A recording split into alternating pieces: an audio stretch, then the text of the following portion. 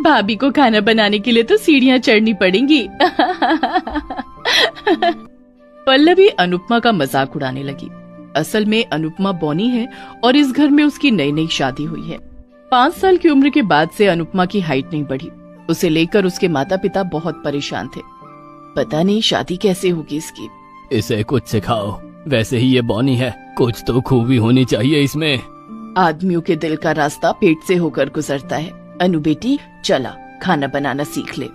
तब से अनुपमा खाना बनाना सीखने लगी और समय के साथ साथ वो खाना बनाने में माहिर हो गई। उसके हाथ का खाना खाकर हर कोई उंगली चाटने लगा। वाह अनु बेटी, कितना अच्छा खाना बनाती है तू। देखना तेरी शादी किसी अच्छे घर में होगी। और अनुपमा बड़ी हो गई। उसके लिए बहुत मुश्किल से रिश्ता आया। लड़का भी बौना था, इसलिए लड़के वाले अनुपमा को घर की बहू बनाने के लिए राजी हो गए। लड़के का नाम राजेश था। राजेश से अनुपमा की शादी हो गई। अनुपमा के माता पिता गरीब थे। उनके पास मिट्टी का चूल्हा था, इसीलिए अनुपमा को खाना बनाने में तकलीफ नहीं होती थी। लेकिन ससुराल आकर अनुपमा ने देखा कि ये तो मॉडर्न रसोई है। उसका हाथ गैस के चूल्हे पर पहुंच ही नहीं रहा है। ये देखकर उसकी ननद हंसने लगी। बॉनी भाभी, लगता है आप खाना नहीं बना पाओगी। तभी उसकी सास जानकी आई और बोली, खाना नहीं बना पाएगी मतलब? खाना बनाने के लिए ही तो इसे लाई हूँ मैं। माँ जी मैं खाना बना लूंगी, लेकिन मेरे हाथ ऊपर तक नहीं पहुँच रहे हैं। ठीक है, मैं तुझे एक कुर्सी ला कर देती हूँ, उसके ऊपर उठकर खाना बना। जानकी ने एक कुर्सी ला कर दी। अनुपमा उस पर चढ़कर खाना बनाने लगी। पल्लवी ने हंसते हुए कहा, भाभी आपका नाम आपसे बड़ा है, अनुपमा। अनुपमा को ये सब सुनने की आदत है। उसने कुछ नहीं कहा। रात को वो अपने कमरे में गई। उसका बौनिया पति राजेश बिस्तर पर था। राजेश ने कहा, सुनो अनुपमा, मुझे पता है कि लोग तुम्हें लेकर मजाक उड़ाते हैं। मुझे लेकर भी ये लोग हमेशा से मजाक उड़ाते आए हैं। मुझे पता है जी, हम जैसे लोगों के साथ तो ऐसा ही होता है। राजेश ने अनुपमा को गले लगा लिया। इतने दिनों में एक दूसरे को प्यार करने वाला मिला। अगले दिन अनुपमा ने नाश्ते में डोसा बनाया। ये लीजिए माँ जी, मैंने आप सबके लिए डोसा बनाया है। अनुपमा की जेठानी सुमित्रा तभी नींद से उठकर आई। आओ आओ बड़ी भाभी, डोसा खा लो। डोसा? मैं ये सब नहीं खाती, मेरे लिए फ्रेंच टोस्ट बना कर ला। फ्रेंच टोस्ट वो क्या होता है? तभी अनुपमा की सास जानकी ने कहा, मायके से कुछ सीख कर नहीं आई है क्या? अब माँ जी मैं सीख लूंगी। फ्रेंच टोस्ट नहीं बनेगा तो मैं आज ब्रेकफास्ट नहीं करूंगी। हाँ। अनुपमा ब्रेड लेकर रसोई में चली गई। सुमित्रा अमीर घर की लड़की है और दिखने में भी बहुत सुंदर है, इसीलिए जानकी उसे बहुत पसंद करती है। उसका बड़ा बेटा रमेश भी अच्छी सरकारी नौकरी करता है और उसका बौना बेटा राजेश, उसे तो कुछ काम मिलता ही नहीं है। पता नहीं मैंने कौन सा पाप किया था कि मुझे ऐसा बौना बेटा मिला और उसकी वजह से मुझे घर में बौनी बहू लानी पड़ी। ये बोलकर जानकी डोसा खाने लगी और पहला निवाला लेकर उसके होश उड़ गए। अरे वाह, ये तो बहुत टेस्टी है। बहू एक बार खाकर तो देख। हाँ भाभी, बहुत टेस्टी है, खाकर देखिए। सुमित्रा ने भी निवाला लिया और उसे बहुत अच्छा लगा। अरे हाँ, ये तो बहुत स्वादिष्ट है। ए अनुपमा, फ्रेंच टोस्ट रहने दे, मैं यही खाऊंगी। ये सुनकर अनुपमा मुस्कुराने लगी। राजेश ने कहा, अनुपमा, तुम्हारे हाथ में जादू है। रसोई में घुसते ही तुम कमाल कर देती हो। इसके बाद से सुमित्रा अनुपमा को बहुत परेशान करने लगी।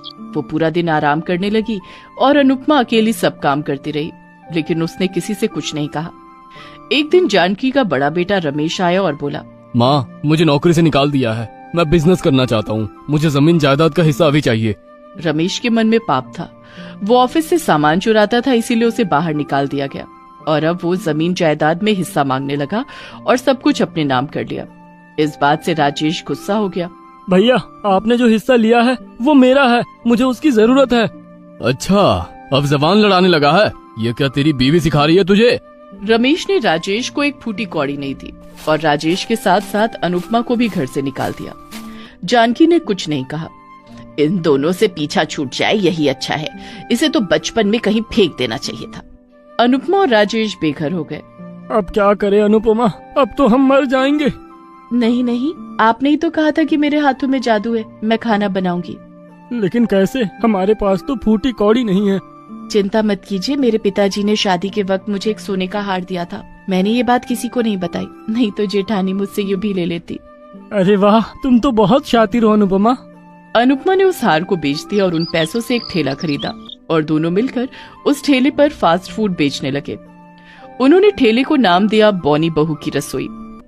अनुपमा खाना बनाने लगी और राजेश उसकी मदद करने लगा। आइए आइए, स्पेशल बॉनी बहू के हाथ का खाना खाइए। लोग आने भी लगे और खाने भी लगे और सभी को खाना अच्छा भी लगने लगा। अरे वाह, इतना स्वादिष्ट खाना! क्या तुम हर रोज मेरे ऑफिस में दोपहर का खाना डिलीवर कर दोगे? हाँ हाँ, क्यों नहीं। देखते ही देखते बॉनी बहू की रसोई बहुत फेमस हो गई। जगह जगह से फूड ब्लॉगर खाना खाने आने लगे। तो आप देख सकते हैं दोस्तों, इस बॉनी बहू ने बनाया है कमाल का खाना, जिसे खा करके हम हो गए हैं दीवाना। अगर आप भी खाना चाहते हैं ऐसा खाना, तो आपको पड़ेगा यहाँ आना। ऐसे ही राजेश और अनुपमा बहुत अमीर हो गए। उन दोनों ने घर भी खरीद लिया।